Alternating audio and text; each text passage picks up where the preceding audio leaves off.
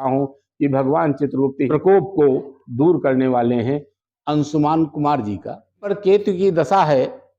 अब केतु तो भैया बर्बाद कर रही है। बचे रहो देखा तो रंजीत बाबू शास्त्री जी बढ़िया धनोखा चक्रतीर्थ के पीठाधीश्वर महाराज हैं, इनसे बकायदा बातचीत होती है तो बकायदा प्रवचन दिए थे। पिछली बार के भैया एपिसोड में आप देखे ही हो कि बकायदा कलयुग को चोरयुग बता रहे थे, लेकिन अब की बार तो भैया बहुत नई जानकारी दी इन्हें, केतु पर बोली इन्हें और बताया था कि चित्रगुप्त भगवान की पूजा करोगे तो केतु से बच जाओगे। तनिक सुनो। केतु पर, केतु की ग्रह दशा पर हम आपसे बात करना चाहेंगे।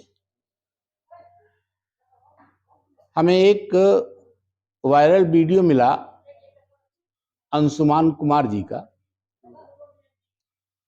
जिसपे उन्होंने केतु की पहचान के लिए 10 बिंदु का वर्णन किया है। वो 10 बिंदु वैसे तो बताने की आवश्यकता नहीं है, लेकिन फिर भी जिन पर केतु की दशा है वो कैसे जानेंगे, उसके लक्षण क्या हैं, मैं संक्षेप में जरूर बताना चाहूंगा। जिसको बेटा होने में तकलीफ हो, यानी स्त्री को, समझ लीजिए कि उस पर केतु की दशा आई है। ये इसलिए आई है कि केतु हमारे पूर्व जन्म की कर्मों की, भाग्य की गठरी लेकर के साथ में चलता है। व्यक्ति को समझ जाना चाहिए कि ये जो पुत्र आया है हमें कष्ट देता हुआ, ये इसका कर्ज हमारे ऊपर है और हमें इस कर्ज को अदा करना पड़ेगा। एक लक्षण केतु का है। ननिहाल की हालत, चूंकि ये नाना और मामा पर जाता है, इसलिए ननिहाल भी खुशहाल नहीं रहेगा, ये ननिहाल पर भी प्रभाव डाल देता है। केतु वहम पैदा करता है, झूठा वहम पैदा कर देता है। ये भी इसका एक लक्षण है कि आपके दिमाग में, आपके विचार में कोई भी चीज अगर आ रही है, कोई ख्याल आ रहा है, तो आप उसे पूर्ण रूप से स्वीकार नहीं कर पाते हैं। ये इसका एक और लक्षण है। जीवन में बहुत बड़ा बदलाव अगर हो जाए, आपके अचानक नौकरी छूट जाए, अचानक व्यवसाय आपका समाप्त हो जाए, आप समझ लीजिए कि आप पर केतु का प्रभाव पड़ रहा है। हर तरह का नशा, अत्यधिक आप नशा करने लगते हैं तो भी आप समझ जाएं कि आप पर केतु का प्रभाव आ चुका है। बहुत समय तक रोजी रोजगार, नौकरी का छूटा रहना, आपको पुनः उसका न मिलना, यह भी केतु की दशा का ही कारण होता है। ये केतु का प्रभाव है। आप इस लक्षण से भी आप केतु को समझ सकते हैं। आपके छुपे हुए शत्रु अगर सक्रिय हो जाए, जिनको आप जानते भी नहीं हैं, तो भी आप समझ लीजिए कि आप पर केतु का प्रभाव आ गया है। सर्पदंश और कुत्ता काटना, खैर अब तो ये संभव नहीं हो गया, रह गया है, लेकिन ये मेडिकल पर इसको अगर आप लेकर के चले जाइए कि कोई दवा आपको रिएक्ट कर गई, तो डॉक्टर ने तो आपको दवा गलत दी नहीं थी, लेकिन अगर वो रिएक्ट कर गई तो उसी श्रेणी में आ जाता है। तब भी आप समझ सकते हैं कि हमारे ऊपर केतु की दशा खराब हो, केतु की दशा है।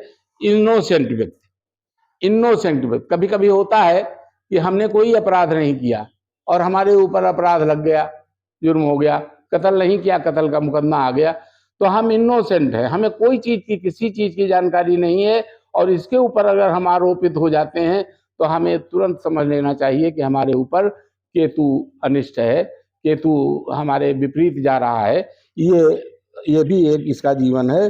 और ये केतु 48 वर्ष की अवस्था के बाद, और ये गणना देखिए, ज्योतिष गणना हो सकती है, लेकिन ये गणना सामान्य व्यवहार में भी है कि जो पुत्र हमसे कर्जा वसूलने के लिए आया था, निश्चित तौर पर अब वो युवा हो चुका है और हमारी उम्र 48 जरूर हो चुकी होगी।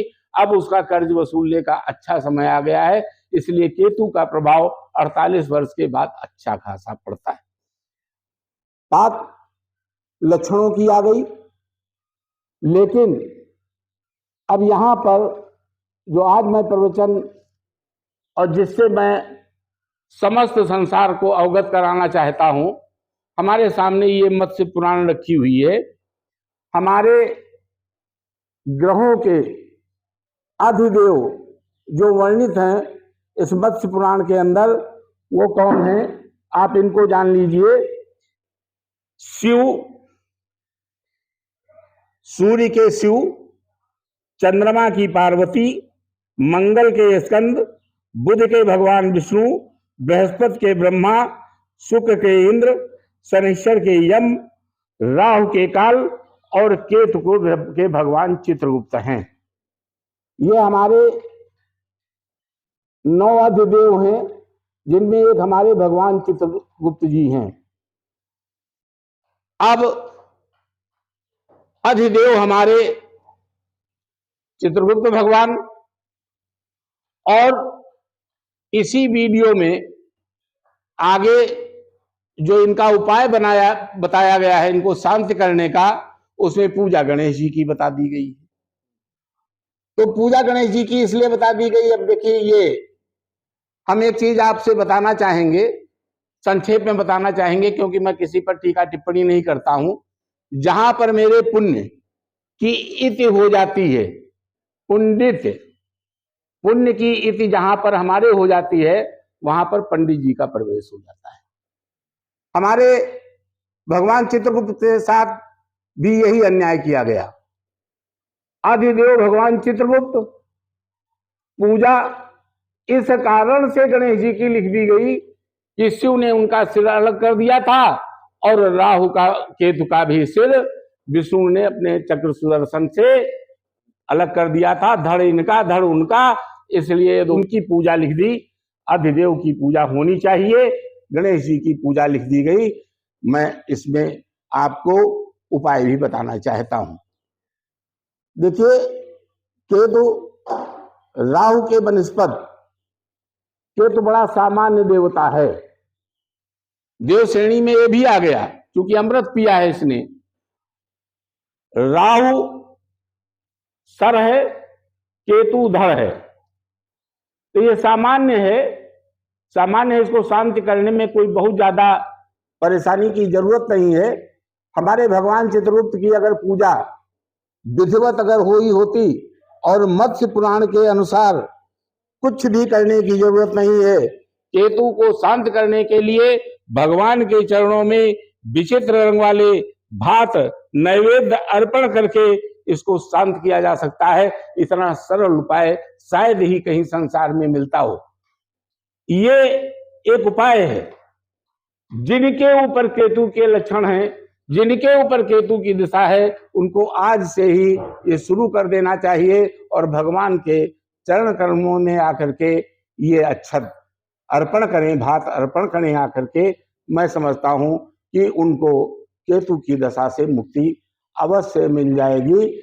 आपको कहीं भटकने की जरूरत नहीं।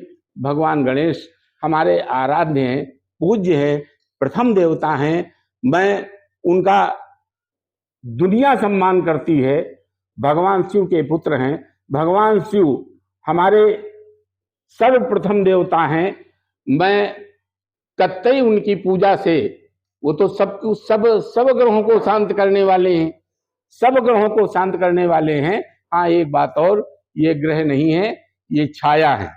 ये छाया है, राहु केतु छाया है, और ये बहुत बड़ा अनिष्ट, अगर इनको समय रहते शांत कर दिया जाए तो ये बहुत ज़्यादा अनिष्ट करेंगे। आज की तारीख में सूर्यदेव के दिन मैं जनता को केतु के विषय में मैंने जो बताया है, आप इसको जन जन तक पहुंचाइए। मैं समझता हूं कि भगवान चित्रगुप्त ही इनके प्रकोप को दूर करने वाले हैं।